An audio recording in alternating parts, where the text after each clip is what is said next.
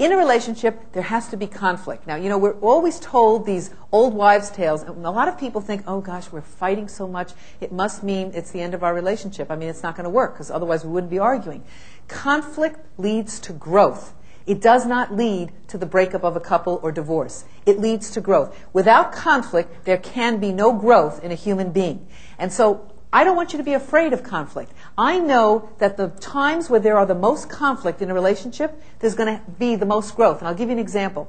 My daughters especially were the easiest children in the world to have as they were growing up. I mean, they were just such wonderful children. They did what they had to do. They accomplished their chores.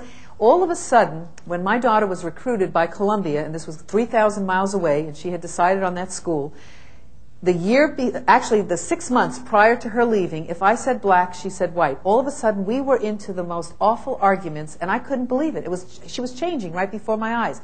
What I realized after was that had we not had this conflict, she would never have had the guts to leave the house and go 3,000 miles away.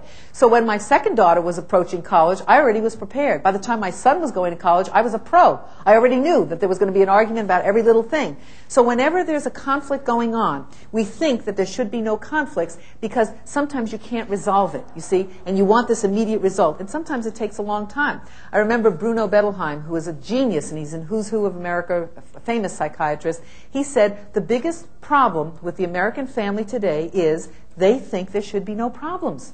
And if there's problems, then they think there's something wrong. I mean, that's what life is all about. Don't you wake up so many times and hate yourself? I mean, aren't there times where you go over in your own mind, I can't believe what I said, I can't believe that I didn't do this or I did do this. I mean, you have conflict within yourself. How could you not have it with another person? But don't be afraid of it. Don't think, oh my gosh, because we're arguing right now, it means we're going to break up. No, you're working through something. And I know at the end of that conflict, there's going to be some resolve and there's going to be growth on one of the other parts.